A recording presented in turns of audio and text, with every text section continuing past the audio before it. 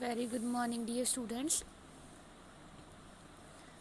बेटे हम next term second term का जो हमारा सिलेबस है वो स्टार्ट करने वाले हैं, ठीक है। और आज हम करेंगे हिंदी का काम। ओके, ये थी हमारी पुस्तक और हमने स्टार्ट करना है। चैप्टर 6 है हमारा, परोपकारी बालक। ओके बच्चे, परोपकार का मीनिंग होता है कि किसी की हेल्प करनी, ठीक है।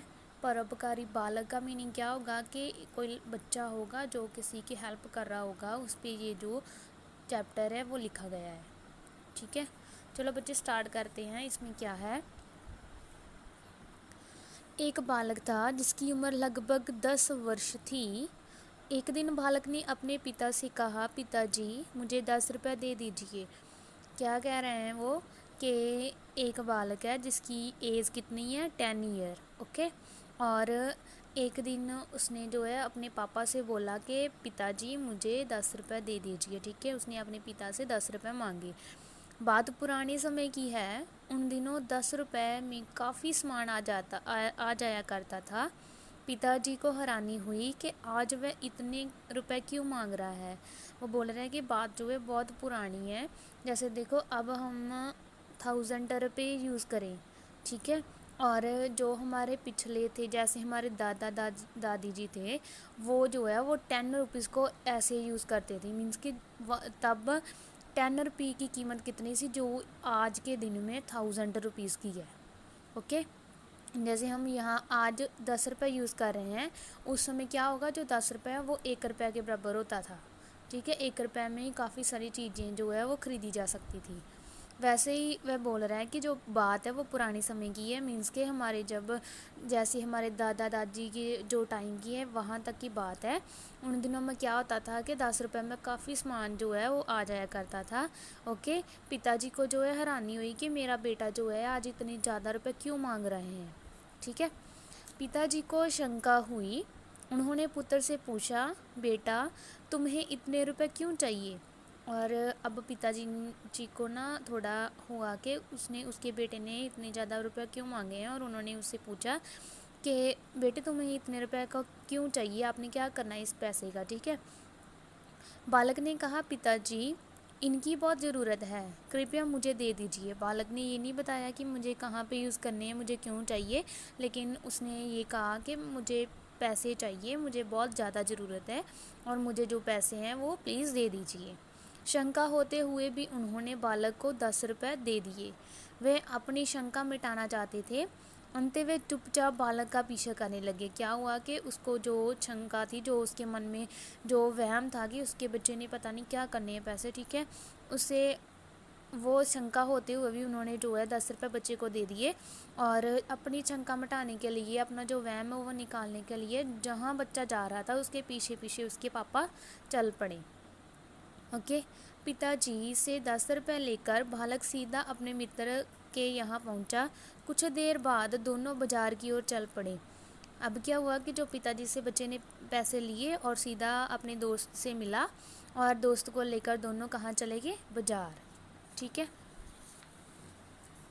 पिताजी को चिंता हुई कि कहीं बालक इन रुपयों को व्यर्थ से खर्च कर ना दे।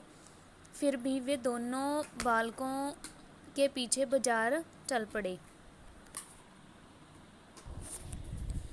ओके, अब क्या हुआ कि जो उसके पिता थे उसको ना चिंता होने लगी कि जो उसका जो बालक है वो पैसे जो है वो व्यर्थ ना कर दे, ठीक है, फालतू में खर्च ना करे। और वह दोनों बालकों के पीछे जो है वहाँ कहाँ चले गए, बाजार, ठीक है। बालक अपने मित्र के साथ किताबों की दुकान पर गया। उसने दुकान से कुछ किताबें खरीदी हुई किताबें उसने अपने साथी को दे दी। क्या किया बालक ने कि अपने मित्र को साथ लेकर जो बुक्स शॉप थी वहाँ पे चला गया, और वहाँ से उसने एक जो है बुक खरीदी और अपने साथी को, जो उसका फ्रेंड था, उसको दे दी, ठीक है। साथी बालक द्वारा दी गई किताबें पर पाकर प्रसन्न हो उठा। क्या हुआ कि जो उसका फ्रेंड था वो उसके जब किताबें मिल गई तो वो बड़ा खुश हुआ। उसकी आंखों से खुशी के आंसू बह निकले। साथी ने बालक को धन्यवाद देते हुए कहा, मित्र यदि आज तुम मेरी सहायता ना करते तो मेरी पढ़ाई बंद हो जाती, मैं जीवन भर तुम्हारा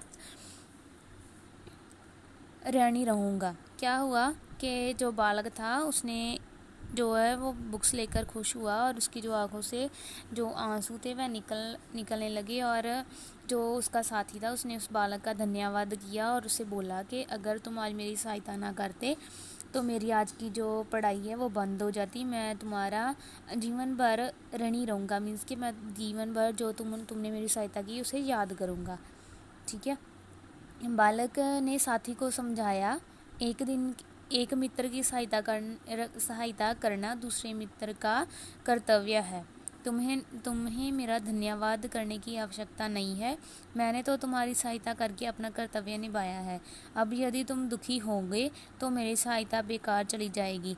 तुम्हें अब मेहनत से पढ़ने की आवश्यकता है। क्या हुआ कि जो बालक था उसने अपने मित्र को समझाया कि एक मित्र को दूसरे मित्र की सहायता करना मेरा जो है वो कर्तव्य है। ठीक है। उसने बोला कि जो मेरी रिस्पॉन्सिबिलिटी है किसी की हेल्प करना, तो ऐसे आप मेरा धन्यवाद नहीं करते। ठीक है। और मैंने अपना कर्तव्य निभाया है। अगर अब तुम ऐसे दुखी होगे तो जो मेरी सहायता मैंने तेरी की है, ठीक है, वो बेकार चली जाएगी। अब तुम अपनी मेहनत करो और अपना जो पढ़ाई है वो लगन से करो। ठीक है। पिताजी ने दोनों मित्रों की बातें सुनी। उसका सिर गर्व से ऊंचा हो गया। वे अब बेटे से बहुत खुश हो गए। घर आकर पिताजी ने बेटे को बुलाया और कहा, तुमने एक महान कार्य किया है। मित्रों की सहायता करना बहुत अच्छी बात है। मैंने तुम्हें किताबें खरीदते देख लिया था। क्या हुआ कि जो उसके पिता थे उसने उन दोनों बच्चों की जो बातें सुनी और उसका जो सिर है वो गर्व से ऊंचा उठ गया। मीन्स कि उसे प्राउड फील हुआ कि उसका जो बच्चा है वो कितना हेल्पफुल है।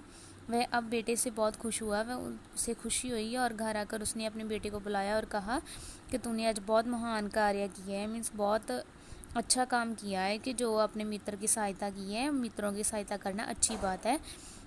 मैंने तुम्हें किताबें खरीदते हुए देख लिया था। क्या आप इस बालक को जानते हैं? ये बालक चित्तरंजन दास था। उन्हें लोग देशबंधु चित्तरंजन दास कहते थे। और वह बोल रहे हैं कि जो मेरा दोस्त है उसका नाम अब जानते हो कि क्या है? उसका नाम है चित्तरंजन दास और लोग उसे देशबंधु चित्तरंजन दास जो है वो कह के बुलाते हैं। ठीक है बच्चे, ये था हमारा चैप्टर 6। और इस कहानी से हमें क्या शिक्षा मिलती है कि हमें अपने फ्रेंड्स की, अपने मित्रों की हेल्प करनी चाहिए। ओके। और हेल्प ये नहीं है कि कोई गलत बात पे हेल्प करो, हेल्प अच्छी बात भी करना है। जैसे किसी को कोई हेल्प है, उसका कोई काम नहीं हो पा रहा तो उसकी हेल्प करनी है। ठीक है। गलत बात पे उसकी हेल्प नहीं करनी, जो अच्छी बात हो, जो करेक्ट हो, उसके लिए उसकी हेल्प करनी है। ठीक है। और ये थी हमारी बच्चे चैप्टर। और इसके जो क्वेश्चन आंसर्स हैं, ओरल क्वेश्चंस, वो पढ़ो और इसके जो आंसर्स है उसकी ऑडियो बना के मुझे सेंड करो। प्लस इसके जो शब्दार्थ हैं वो अपनी नोटबुक पे नोट करो। ओके। उसकी भी फ़ोटो सेंड करो और जो इसकी एक्सरसाइज है वो मैं आपको सेंड कर दूँगी। ठीक है। ओके बेटा, thank you, have a nice day.